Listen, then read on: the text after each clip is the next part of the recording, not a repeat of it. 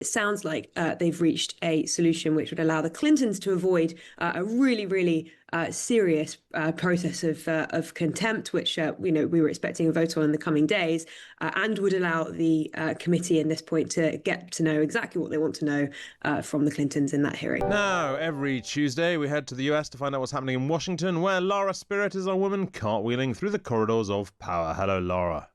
Hi, Hugo. Good to have you with us as always. Let's talk, not surprisingly, about the Epstein files, because the latest release are dominating the headlines here, but the same is true as in Washington, where here we're all talking about Peter Mandelson and the former Duke of York, whereas there, Bill and Hillary Clinton have agreed to testify in the congressional investigation. Why have they now both agreed to appear in Congress?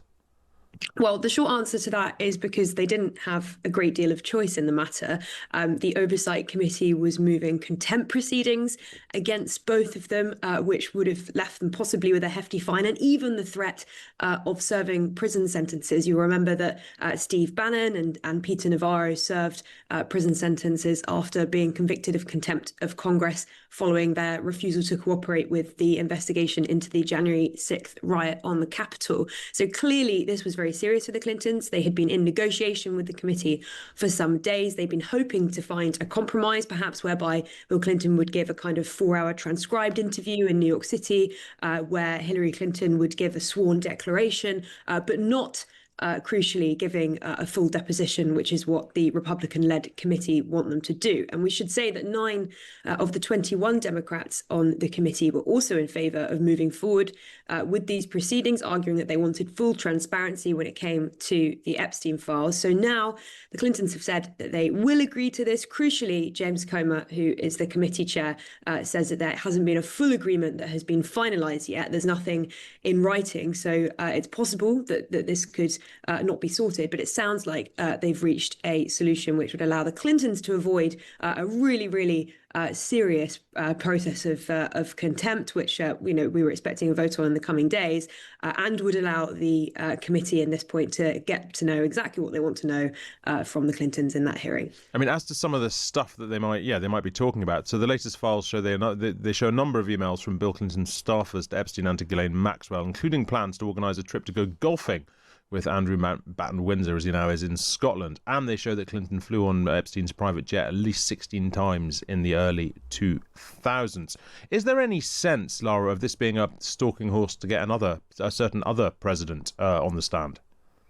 Not yet, we should say. And this is one of the big points that a number of Democrats who are opposed to this push to get the Clintons to testify will make, because they will say this is a partisan effort. You're singling out the Clintons, but you're not focusing on some of the other individuals that they want to have appearing before the committee. But we should say that, the Clintons maintain no knowledge of Jeffrey Epstein's criminal activities during that period. But of course, there was that well-documented relationship with Bill Clinton in the 1990s and 2000s. You've just listed those many examples of that, including, of course, 4 international trips on the jet in 2002 and 2003. So clearly the committee has questions. They're saying they want to know whether or not the Clintons sought to curry favour on behalf of Epstein, whether they sought perhaps to kill negative stories about Epstein and Ghislaine Maxwell, his longtime associate and former girlfriend. So we're just going to have to wait and see whether or not they find any information out about that. But the Clintons, very unhappy, and a spokesperson for the Clintons basically saying that they had negotiated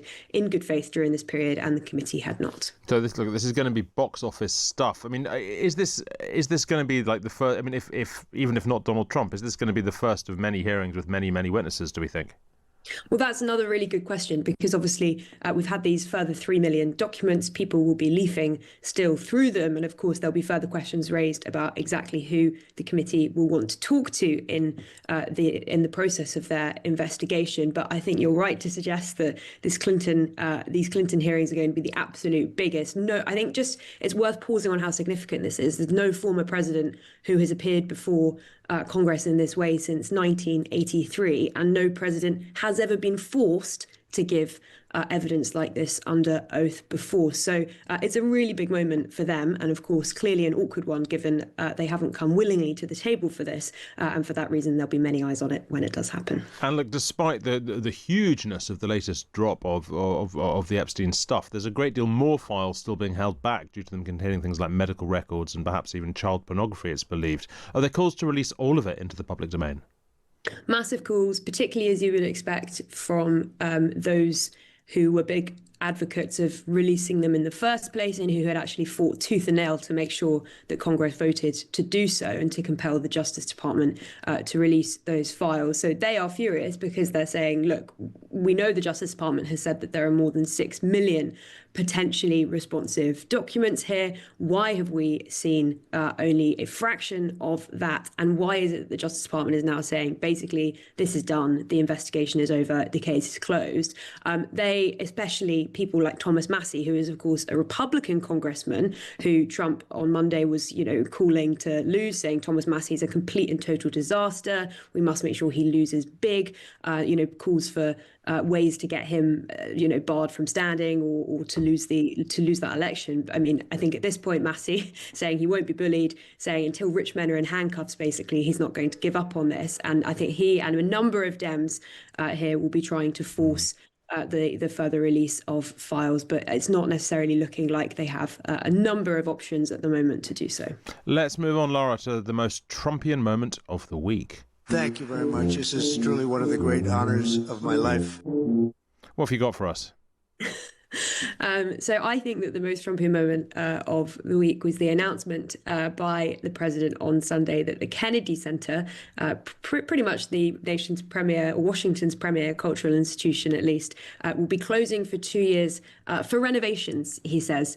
And one of the big questions is whether or not those renovations are necessary, given that the potential closure has come amid a wave of cancellations and boycotts by artists who are furious at the attempted name change. You'll remember, Hugo, from the Kennedy Center to the Trump Kennedy Center, which is the source of a legal challenge by a Democratic congresswoman. A number of people saying that the committee didn't actually have the authority to do that. The whole thing was quite Trumpian because he said, this is all subject, of course, to the total approval of the board. This is the board, of course, that last year he fired a number of members of, handpicked loyalists to sit on, who promptly appointed him chair. So I think it's pretty clear that he's got a strong hold of this institution. But we've had a number of members of the Kennedy family who have been furious about this, and also, of course, the eye of Trump, who is fascinated by renovation projects, particularly in Washington, be it the East Wing, be it the so-called Arc de Trump, and of course the Kennedy Center here, with questions of renovation and shaping these monuments and institutions in his image. And look, the centre, it premiered Melania's new documentary last week. Is there a sense that it might now be struggling for content, shall we say? Well, I mean, we have evidence, pretty incontrovertibly, that ticket sales have plummeted in recent months.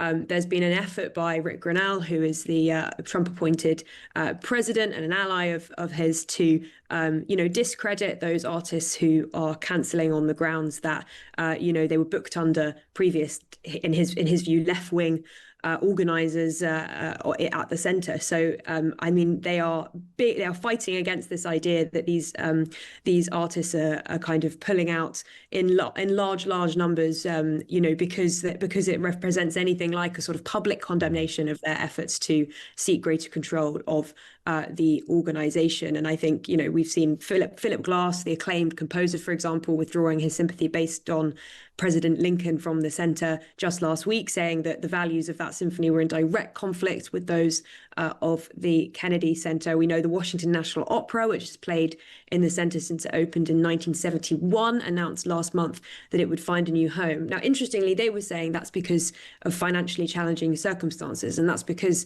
Rick Grenell had said that he wanted productions at the centre to be able to recoup all of their costs from ticket sales, and the opera is saying that's just not how opera works. Ticket sales only cover about 30 to 60% of the costs. They rely on grants and donations to cover the rest, and this is now becoming very difficult. So it's in a really difficult place for a number of those artists, and I think this 2-year renovation project gives perhaps the Trump administration some time to breathe and to think about what it wants to do to improve attendance and ticket sales at the centre. Finally, Lara, let's turn to Westminster versus Washington. What are we comparing this week?